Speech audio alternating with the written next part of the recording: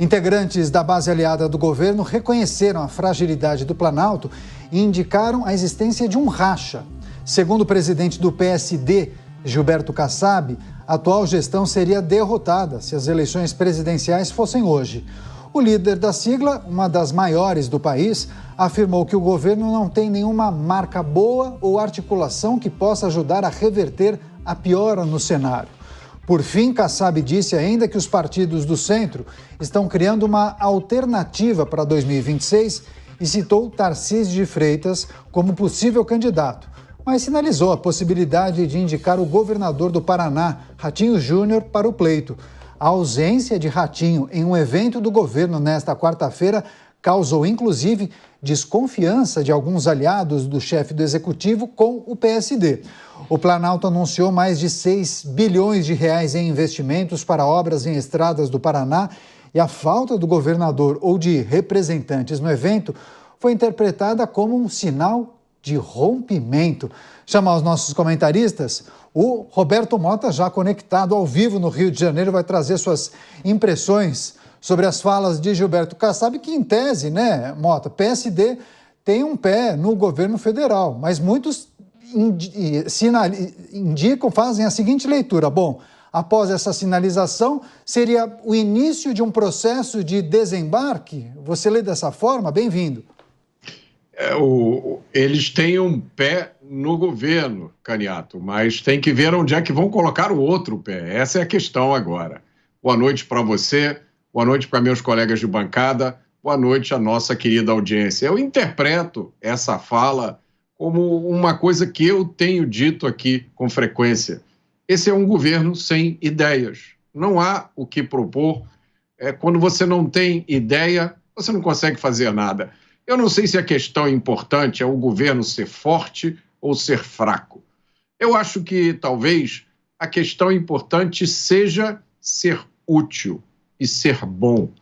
É fazer as coisas que precisam ser feitas e não fazer coisas desnecessárias ou erradas. Por exemplo, vai fazer uma reforma tributária? Então faça uma reforma tributária que reduza os impostos e não que aumente. Vai fazer um projeto de segurança pública?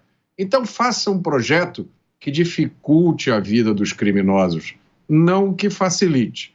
Não é tão difícil assim. Pois é, chamar o Cristiano Beraldo, também trazer as impressões, a ausência de Ratinho Júnior, que é do PSD, um evento, inclusive, no estado dele, do Paraná. Isso também fomenta uma série de teorias e teses sobre um racha e a saída, possivelmente, do PSD da base do governo. Você, Beraldo, seja bem-vindo, ótima noite a você. De que maneira a gente tem que interpretar e ler esses últimos episódios que envolvem o PSD, Kassab e o governo federal? Boa noite, Caniato, boa noite, Mota, Dávila, boa noite à nossa audiência que nos prestigia diariamente aqui nos Pingos nos Is. A política brasileira, como talvez a política em qualquer ambiente democrático, ela passa por esses momentos assim de onde os sinais são emitidos, mas muitas vezes não querem dizer aquilo que parece à primeira vista. Se a gente olhar especificamente o que acontece em Brasília, a gente vê que hoje temos, de um lado, um governo fraco, que não tem para onde correr, porque quando olha para o Congresso, sabe que precisa atrair os partidos de centro para ter alguma viabilidade na gestão, alguma viabilidade com os seus projetos dentro do Congresso Nacional. O partido do Gilberto Kassab, o PSD, assim como o Progressistas, assim como União Brasil, eles vão tomar decisões com base naquilo que for mais conveniente para a eleição deles. Não necessariamente para eleger o próximo presidente da República, mas especialmente, sobretudo, para eleger uma grande bancada para o Congresso que será formado a partir de 2027. Então, as decisões tomadas visam este interesse. E o governo, ao que resta o governo? O governo pode aumentar a participação do PSD diante desse gelo que está tomando ou simplesmente manter o status quo. Por quê? Porque nem o governo tem para onde ir, nem o próprio PSD. Se chegar à véspera da eleição, o PSD dizer, não, vamos apoiar a reeleição do atual presidente, vamos apoiar um outro nome, ou teremos Ratinho Júnior como candidato, isso não muda nada o que está acontecendo agora. Agora o que todos querem, eles querem o dinheiro público para, através de emendas, através de repasse dos ministérios, poderem lançar as bases para a próxima campanha eleitoral. No fundo, olhando para o futuro, não há em discussão nenhum verdadeiro interesse sobre o futuro do Brasil. O que se está olhando agora e sempre é a próxima eleição. As repercussões das falas de Gilberto Kassab, as análises com os nossos comentaristas. Luiz Felipe Dávila com a gente também. Dávila, seja bem-vindo, ótima noite a você. Chama atenção quando Gilberto Kassab menciona a possibilidade da atual administração, caso disputasse uma reeleição, não sairia vitoriosa. E a gente está falando de um político muito experiente, né? Gilberto Kassab, há quem diga que estaria no ranking entre os políticos mais articulados e também com muita experiência em analisar o cenário político. Mas de que maneira a gente pode vislumbrar a caminhada do PSD, que hoje está com o governo, mas talvez daqui a alguns meses não mais? Boa noite, Caniato, boa noite, Mota, boa noite, Beraldo, e boa noite à nossa querida audiência. Vamos olhar a atitude e a fala de Gilberto Kassab quase como que um maestro antes de começar o concerto. Ao levantar os braços, ele dá o tom. E o tom que Kassab está dando é que o desembarque do governo já começou. Começou por duas razões. Primeiro, o que o Mota bem disse. Um governo que não tem nenhum projeto de país não consegue aglutinar as forças políticas, não consegue disciplinar a ambição dos partidos. E aí o que sobra, como bem disse o Beraldo, são as questões do dia a dia da política, são as questões que não têm nada a ver com os interesses nacionais, mas com os interesses paroquiais e eleitorais. Só sobra isso quando não há rumo. E esse é um governo à deriva. Esse é o primeiro ponto. O segundo ponto são os dados econômicos do país, que são péssimos. Nós temos uma economia enfraquecendo, vai crescer pouco ou quase nada em 2025, e uma inflação galopante. A expectativa de inflação para esse ano é de 5% para cima, ou seja, estouraremos a meta da inflação, o teto da inflação, mais um ano, 2 anos consecutivos, porque este ano de 2024, a gente não pode esquecer isso, o teto era 3,5%, aí tinha uma tolerância até 4%, foi para 4,5%. E esse ano vai acima. Então isso mostra descontrole do governo, desespero do governo para tentar conter a onda de impopularidade e um governo sem nenhum projeto importante de país. Por isso, o PSD já deu um sinal claro, por meio de Gilberto Kassab, atacando a questão central. O governo não está tomando conta da economia devidamente. É o primeiro sinal de que o PSDB já pensa em se distanciar. Pois é, voltar com o Roberto Mota, que tem alguns aspectos interessantes quando a gente analisa o posicionamento de Gilberto Kassab em um evento com grande parte da elite do mercado aqui no Brasil. Agora, não parece que tenha sido um ato impensado, né, Mota? A gente está falando de um político extremamente experiente. Há quem considere Gilberto Kassab talvez um dos maiores estrategistas políticos do Brasil. Pode ter sido um ato falho, mas não parece, dadas as características dele. Agora, quando a gente olha para o espectro político, a gente deve colocar o PSD em que posição, Mota? Seria talvez um expoente do Centrão, ou você entende que o PSD estaria mais à direita e pode fazer parte do que a gente chama das muitas opções da direita? Eu não sei classificar o PSD, Caniato, mas me parece que Gilberto Kassab é o protótipo do político profissional, um político que tem a política como a sua única e principal ocupação e que sabe fazer política, que entende os mecanismos da política, que entende os mecanismos do poder, tanto o que é necessário para chegar no poder quanto o exercício do poder. toda democracia, toda república precisa de políticos assim. A política não é feita só de idealistas. A maior parte da política é composta por pessoas que estão lá com um projeto pessoal próprio. Não há nada de intrinsecamente errado nisso. Nós precisamos entender esse fenômeno da política e, muitas vezes, esse fenômeno, esse tipo de perfil político é fundamental para que sejam feitas alianças e composições que permitam o país andar para frente. Agora, você, Cristiano Beraldo, nos últimos meses, muitos indicavam que havia uma rusga entre o grupo de Jair Bolsonaro e Gilberto Kassab, ou pelo menos o grupo de Gilberto Kassab. Gilberto Kassab é secretário do governador Tarcísio. Muitos interpretam essas manifestações como uma sinalização, claro, do desembarque do governo federal, mas talvez o início de um processo para começar a preparar o nome de Tarcísio de Freitas para uma eventual candidatura à presidência da República. Dá para fazer essas conexões ou ainda é prematuro? Bom, vamos lá.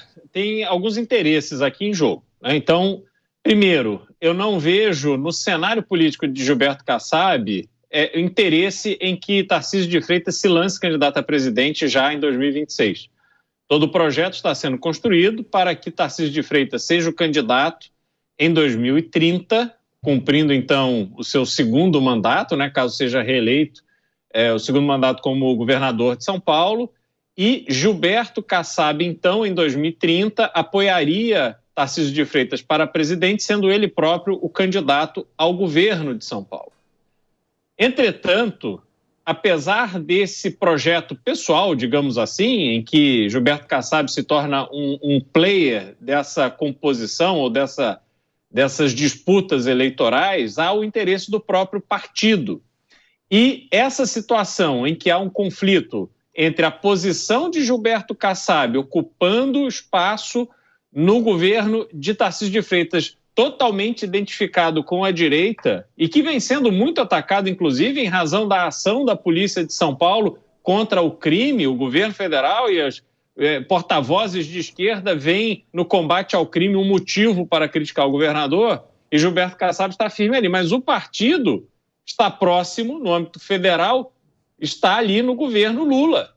Por quê? Porque quer espaço, que vive de espaço, vive do dinheiro público que vai irrigando ali um sistema de relevância política com prefeitos, vereadores e essas emendas que vão sendo distribuídas e por aí vai. Então, veja, não há conflito na participação do partido no Ministério de Lula e ocupando espaços do governo com os projetos individuais de cada um participante, mesmo do presidente do partido. Olha que loucura chegou o Brasil. Por quê? Porque o governo federal não consegue sobreviver sem o apoio de partidos como o PSD, sobretudo porque o PSD se fortaleceu demais nas últimas eleições municipais. Então, por isso é que eu digo, pode acontecer até desse gelo, dessa manifestação dizendo que o governo está fraco, que partiu de Gilberto Kassab, motive até mais espaço para o governo, o partido na administração federal. Mas isso em nada vai alterar essa perspectiva de Gilberto Kassab de continuar apoiando Tarcísio de Freitas e ser um candidato contra a esquerda em São Paulo em 2030. Dávila, você costuma dizer que a direita ou os movimentos liberais conservadores produziram muitas lideranças nos últimos anos e temos bons nomes a partir daí para uma eventual disputa à presidência em 2026. Dá para colocar nessa lista PSD e também as lideranças do PSD como Ratinho Júnior, ou você classificaria o PSD como um expoente, sim, do centro ou do centrão? Nós precisamos olhar os partidos políticos de acordo com o sistema de governo que nós temos. Todo partido no sistema presidencialista parece um pouco o PSD. Pegar um partido republicano nos Estados Unidos, você tem desde uma ala altamente protecionista, que quer ressuscitar indústrias atrasadas como manufatureiras, e você tem uma ala que é totalmente liberal. Acho que os Estados Unidos têm que continuar abrindo a economia, sendo esse motor da inovação dentro do mesmo partido. Então, os grandes partidos no presidencialismo, eles são essas frentes partidárias que ocupam, vamos dizer assim, um leque de opiniões e ideologias até grande demais. Mas isso é a natureza dos partidos no sistema presidencialista. Onde você tem partido muito disciplinado, de acordo com um perfil ideológico muito claro, isso são os sistemas parlamentaristas. Por que isso, Canhato? Porque é preciso ter fidelidade e coesão, porque senão o governo cai. Se um partido vota contra o governo, pode cair o governo, pode perder a maioria, ele perde o poder. Então são naturezas distintas. Por isso a gente não pode olhar para o partido, tem que olhar para os candidatos. E certamente o PSD tem um nome muito importante na direita que está se colocando, que é o governador do Paraná, Ratinho Júnior. Um governador que vem fazendo um trabalho extraordinário, defendendo sim as principais causas da direita, como eficiência do Estado, corte de despesa pública, reformas para melhorar o desempenho do setor administrativo. Então fez reforma administrativa, reforma previdenciária, grande resultado na educação de qualidade. Então ele está ali defendendo aquelas bandeiras e os valores conservadores. Então é sim um expoente da direita, apesar de estar num partido que engloba, do outro lado, tem um ministro, como o ministro Silveira de Minas e Energia, que é do mesmo partido e é o sujeito mais próximo do presidente Lula. Aliás, eu falo que ele é quase um capataz do presidente Lula. Então é isso, mas está do mesmo partido. E assim é a vida no sistema presidencialista. Mas, Mota, só para a gente fechar esse capítulo, mas quando o partido é tão grande e tem figuras tão distintas que acabam defendendo bandeiras que muitas vezes acabam se conflitando dentro do próprio partido, isso deve causar uma tremenda de uma confusão na cabeça do eleitor, né? E ele pode justamente fazer o questionamento que você faz aqui praticamente toda semana. Bom, as ideias são diferentes. Se as ideias são diferentes, falta o quê? Falta convicção, então, por parte desse partido ou das principais lideranças dessa sigla? Eu acho que essa é uma crítica que a gente sempre pôde fazer no Brasil. Uma política feita sem convicção pela maior parte dos políticos na maior parte do tempo. Como eu sempre digo, com poucas e raras e honrosas exceções. A grande maioria dos políticos no Brasil, essa é a minha experiência pessoal, não estou falando com base em nenhum livro que eu li ou nenhuma pesquisa, é a pesquisa do Data Mota, da vida real.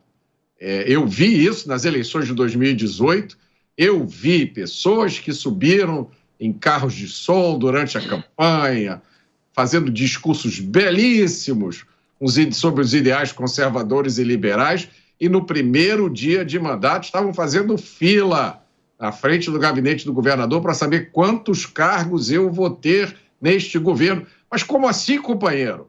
Você não é conservador, você não é liberal, você não estava defendendo a redução do tamanho do Estado, você não estava defendendo uma política de ideais. Como é que você está aqui agora catando cargo? Nem vermelho eles ficavam. Eles passavam a segunda, a terceira marcha e iam em frente. Então, eu não tenho grandes ilusões contra isso. Não acho que o eleitor brasileiro tem também. Isso é mais um elemento que aumenta a confusão na cabeça do eleitor, que já é enorme. Eu acho que antes disso vem uma questão, Canhato, que é: para que adianta mesmo o meu voto? É isso que eu acho que o eleitor brasileiro tem se perguntado cada vez mais. Ontem a gente falava aqui sobre o superpoder que o presidente da Câmara e do Senado tem de engavetar projetos, de pautar projetos. E aí, a cada notícia dessas que a gente traz, o eleitor se pergunta, né? Mas, então, qual é a diferença mesmo que faz o meu voto naquela urna? Pois é. Agora, você, Beraldo, só para a gente trazer uma reflexão sobre a característica de alguns partidos, o Dávila fez também uma ponderação muito importante, mas esse não é um fenômeno novo, né? Siglas que atuam de forma flexível, né? Como se fosse o combustível. A depender de quem estiver na cadeira, pode ir um pouco mais para um lado, um pouco mais para o outro. São partidos muito grandes, né? Há lideranças que acabam se destacando em uma legislatura, depois um outro jovem político acaba defendendo algumas ideias e ganha mais espaço. E isso a gente tem visto. E o PSD teve uma performance fora do comum nas eleições municipais alcançando o topo do ranking dos partidos que mais elegeram prefeitos. Esse é o estilo Gilberto Kassab de administrar um partido? E por que isso funciona tão bem hoje em dia? Renato, o Dávila trouxe o exemplo dos Estados Unidos, Partido Republicano, Partido Democrata, né? Então são dois partidos principais que praticamente dominam toda a cena política e é a consolidação de uma política polarizada, ou seja, você tem dois polos. É óbvio que em tempos normais as pessoas elas não se emocionam tanto com a política porque tem lá a sua posição, tem o seu lado, mas conseguem conduzir os debates, as discussões políticas e as visões políticas com serenidade. Hoje, tanto os Estados Unidos como o Brasil estão um tom acima nessa discussão. Só que no Brasil, curiosamente, nós temos inúmeros partidos, mas que no fim a gente vê que políticos no Brasil são maiores do que os partidos políticos. Essa é uma característica que temos, talvez porque a gente teve a redemocratização ali, baseado na eleição, na Constituição de 1988, que podemos dizer que é razoavelmente recente, não deu tempo ainda dos partidos se consolidarem da forma que idealmente eles fariam numa cena democrática. Mas o problema é que a política brasileira se torna um bálsamo para atender interesses pessoais e não interesses institucionais e não agenda do partido. Então, o próprio candidato, ele se filia a um partido, ele nem lê o estatuto do partido, ele não quer nem saber se aquele partido está alinhado ou não com seus interesses, a sua ideologia, o que ele pensa de solução para a cidade, para o Estado ou para o país. Ele simplesmente faz a matemática. Neste aqui, ou eu vou ter mais dinheiro ou vai ser mais fácil de eu me eleger. E aí ele vai. Essa é a lógica. Quando você tem esse tipo de dinâmica, claramente a estrutura partidária, o papel do partido político, ele fica em segundo plano. E olha que curioso, talvez se nós olharmos lá para a esquerda brasileira, com o PT e o PSOL, e até o PCO, talvez ali você ainda encontre uma identidade dos filiados com o propósito do partido. Mas foi chegando ao centro, aí é essa confusão de pessoas que querem ficar ali no poder, seja quem estiver no comando.